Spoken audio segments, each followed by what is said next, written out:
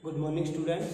आज हमारा 10th SST का ज्योग्राफी का जो छठा लेसन है विनिर्माण उद्योग, उसके पिछले कल वाले जो लेक्चर था उसमें 10 पॉइंट हो चुके हैं। आगे हम 11वां शुरू करते हैं। तो 11वां क्या पॉइंट है कि कृत्रिम वस्त्र उद्योग। कृत्रिम वस्त्र उद्योग कौन से होते हैं? कृत्रिम वस्त्र उद्योग मानव निर्मित रेशों की रासायनिक प्रक्रिया, जो मानव के द्वारा रेशे तैयार किए जाते हैं, एक जीवों के द्वारा, एक मानव के द्वारा जो तैयार किए जाते हैं, तो उसकी प्रक्रिया के माध्यम से लुगदी, कोयला और पेट्रोलियम से प्राप्त किया जाता है। मुंबई, अहमदाबाद, सूरत, दिल्ली, अमृतसर, ग्वालियर, कोलकाता कृत्रिम वस्त्र उद्योग के प्रमुख केंद्र है और रहे भी हैं। तो नेक्स्ट हमारा 12वां पॉइंट है लोहा और इस्पात उद्योग। कि लोहा और इस्पात उद्योग क्या है और कहाँ पर स्थापित किए गए हैं। भारत में लोहा और इस्पात का पहला कारखाना 1830 ईस्वी में तमिलनाडु के पोर्टो नोवा नामक स्थान पर लगा था, तमिलनाडु के अंदर। लेकिन कुछ कारणों से इसे बंद करना पड़ा, क्योंकि वहाँ पे कच्चे माल की पूर्ति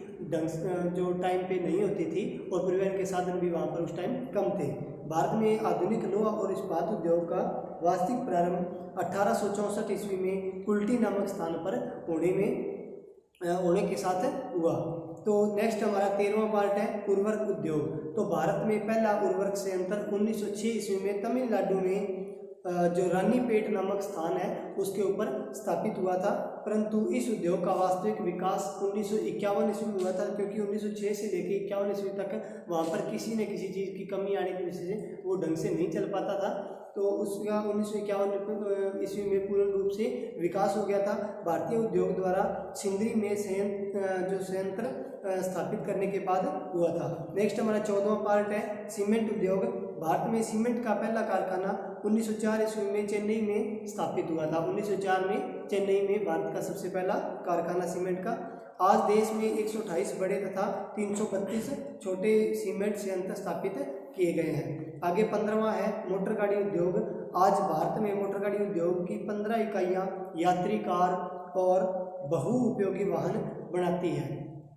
9 इकाइयाँ व्यापारिक वाहन, जिनके ऊपर हम व्यापार के किसी प्रकार के सामान लाद के लाने का काम करते हैं, और 14 इकाइयाँ जो दोपहिया, जिसमें बाइक और स्कूटी वगैरह आती है, तथा तिपहिया वाहन जिसमें कि ऑटो वगैरह चलाए जाते हैं, ये चीज़ें आती है। नेक्स्ट हमारा 16वां है कि सूचना प्रौद्योगिकी तथा इलेक्ट्रॉनिक उद्योग। इस उद्योग के अंतर्गत आने वाले जो उत्पाद है उसमें television, computer, telephone, cellular, telecom, पेंजर, रडार आदि आते हैं। तो बेंगलोर के शहर भारत की इलेक्ट्रॉनिक राजधानी के रूप में उभरा है। बेंगलोर शहर भारत की इलेक्ट्रॉनिक राजधानी के रूप में क्यों उभरा है? क्योंकि ये सभी चीज़ें वहाँ पे मुख्यतः तैयार की जाती है। नेक्स्ट हमारा है 17वां पार्ट औद्योगिक प्रदूषण।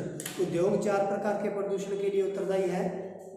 नंबर 1 वायु, जल, भूमि और ध्वनि। अब जो उद्योग स्थापित रहते हैं उसमें वायु प्रदूषण सबसे ज़्यादा होता है, क्योंकि वहाँ से धुआं निकलता है। जल प्रदूषण, क्योंकि उसमें से जो लिक्विड निकलता है, जो गंदा लिक्विड होता है, वो नदी और नालों के अंदर डाला जाता है। और भूमि प्रदूषण कैसे होता है कि उसमें जो लिक्विड निकाला जाता है वो ज़मीन के ऊपर वहाँ पे गिरने से ज़मीन के अंदर चला जाता है, जो भूमि का प्रदूषण करता है। नेक्स्ट है ध्वनि प्रदूषण, कि वहाँ पर जो बड़ी बड़ी मशीनें लगाई जाती है वो ध्वनि का मुख्य प्रदूषण करती है। नेक्स्ट आगे हमारा 18वां तापीय प्रदूषण। जब कारखानों तथा तापघरों से गर्म जल को बिना ठंडा किए नदियों तथा तालाब में छोड़ दिया जाता है तो जल में तापीय प्रदूषण होता है, जो कि सबसे ज़्यादा या मुख्य भूमिका निभाता है सभी जीव जंतुओं के बीमार होने में। अगर नेक्स्ट हमारा लास्ट पार्ट है इसका 19वां पर्यावरण निम्नीकरण की रोकथाम। की पर्यावरण का जो ह्रास हो रहा है उसकी रोकथाम।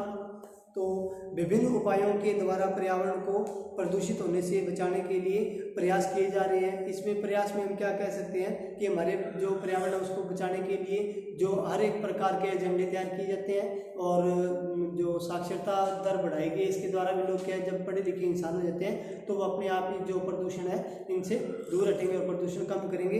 तो आज के लिए इतना ही हमारा ये लेसन कंप्लीट होता है। नेक्स्ट लेक्चर में हम नेक्स्ट लेसन के साथ मिलेंगे। Thank you.